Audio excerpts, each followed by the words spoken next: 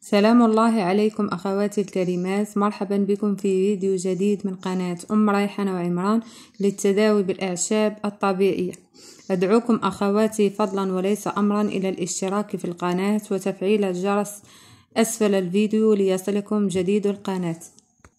فيديو اليوم بإذن الله هو وصفة قوية تعالج برودة الرحم وتسخنه، ترفع درجة حرارته وترفع جودة الإخصاب والتبويض. أيضا وصفتنا أخواتي تنزل الدورة الشهرية المتأخرة، ولمن لا تعرف أن لديها برودة في الرحم.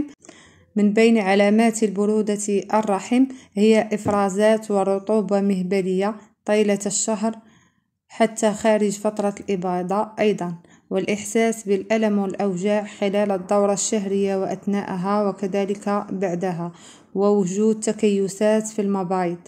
إذا أخواتي الفاضلات، هذه الوصفة هي لكل أخت تأخر حملها بسبب برودة الرحم، ولكل أخت أجهضت ولم تعاود الحمل مرة أخرى لأنها تخرج الدم الفاسد من الرحم، ولكل أخت انقطعت دورتها لأنها تنزل الدورة الشهرية المنقطعة. إذن وبدون إطالة نمر لمكونات هذه الوصفة. سنحتاج أخواتي إلى مكون القرفة أو الدارسينج، كما تلاحظون سأحتاجها على شكل أعواد وليس على شكل بودرة. والمكون الثاني هو الزبيب الأحمر أو الأسود، وفيه خصائص عديدة في تثبيت الحمل. الزبيب يقي من الإجهاض. إذن نمر إلى طريقة تحضير الوصفة. أخذ عود واحد من القرفة أو الدارسينج بهذا الحجم، ثم أضيف له ماء مغلى مسبقا، ثم أضيف له 5 حبات من الزبيب كما قلت الأسود أو الأحمر، ثم أغطي الكوب وأتركه ينقع لمدة ليلة كاملة، ثم في الغد يشرب في الصباح على الريق 2 ساعات قبل الإفطار.